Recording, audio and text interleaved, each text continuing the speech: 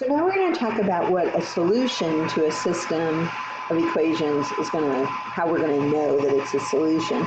So what has to happen is, well, let's look at the example. It says determine whether the ordered triple is a solution to the system. So they give us two. There's A. We're going to do that one first.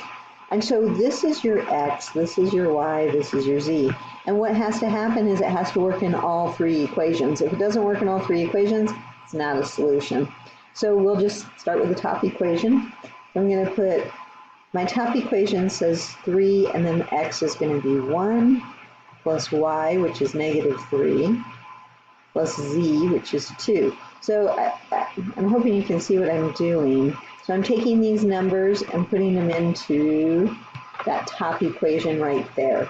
And then I have to do the math. So I get 3 minus 3 plus 2 equals 2. Yeah, that looks okay. So check, that one works.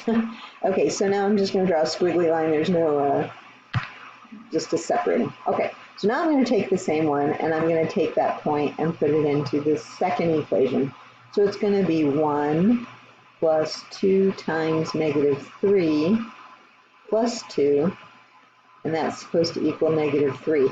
So, I could have rewritten the equation. I guess I was trying to save a little space. On the third one, I'll rewrite it. So you could always do that, but I'm putting in, 1 for X, -3 for Y, and 2 for Z.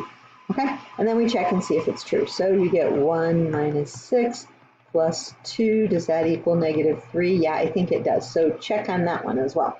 Okay, so far so good. Looks like it's working, but you have to check all three. So squiggly line, and now I'm going to check the third one, and I told you I'd recopy the equation. The third equation says 3x plus y plus 2z equals 4.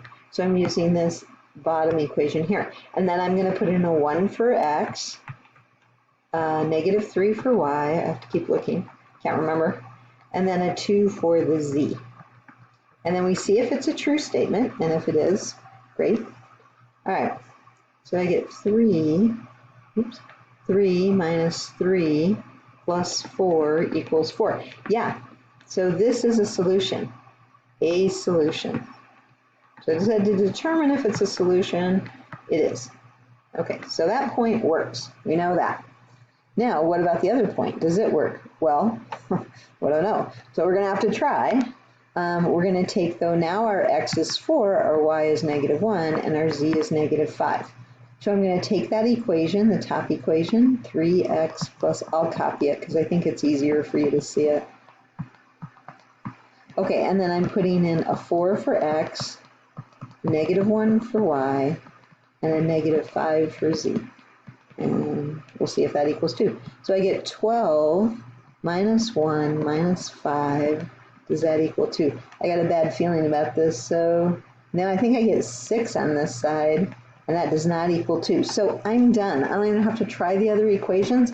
It just didn't work. So, well, these things happen. Some points work and some points don't. So not a solution. So all we're doing in this case, we're not solving the system. They gave us a system of equations. It's right here. It's these three. And those systems are designated with this squiggly bracket to show that those three are the system together. Okay. They gave us a system. They said, try this point, see if it works. We tried the first point, it worked. So it was a solution. We tried the second point, it didn't work. So it's not a solution. Okay.